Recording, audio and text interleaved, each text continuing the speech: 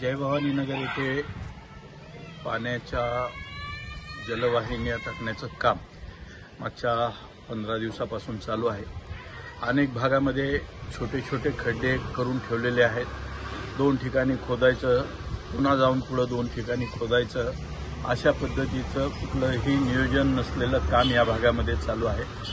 त्या खड्ड्यांमध्ये नागरिक अक्षरशः पडतायत, अपघात होत आहेत, पण कुठल्याही एजन्सीला याचं काहीही देणं घेणं नाही आणि काम अतिशय हळुवारपणे चालू आहे, अशा तक्रारी आमच्याकडे आल्या होत्या। त्याचबरोबर या भागामध्ये ज्या ठिकाणी जलवाहिनी टाकली आहे त्या ठिकाणी नळ कनेक्शन देण्यासाठी संबंधित ठेकेदार व त्याची मंडळी ही लोकांकडून 4,500 रुपये पर हेड हे घेत असल्याचं पण तक्रारी आमच्याकडे त्या भागातील शिवसैनिकांनी केल्यानंतर मी स्वतः माननीय आयुक्तांच्या कानावर ही गोष्ट घातली, संबंधित एजन्सीच्याही कानावर गोष्ट घातली।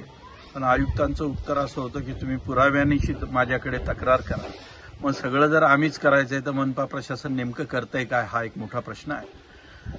आज आम्ही तक्रार केल्यानंतर जीवन प्राधिकरणाने याची दखल घेऊन त्यांचे 3 अधिकारी या भागामध्ये स्वतः आले होते। त्यांनी भेट दिली, नागरिकांशी चौकशी केली आणि त्यांच्या निदर्शनास आलं की खरंच पैसे घेण्यात आलेले आहेत। त्यातल्या काही लोकांचे पैसे त्यांनी आज परत केलेत, उर्वरित लोकांचे पैसेही येत्या 1-2 दिवसात कंत्राटदाराला परत करण्याच्या सूचना त्यांनी दिलेल्या आहेत।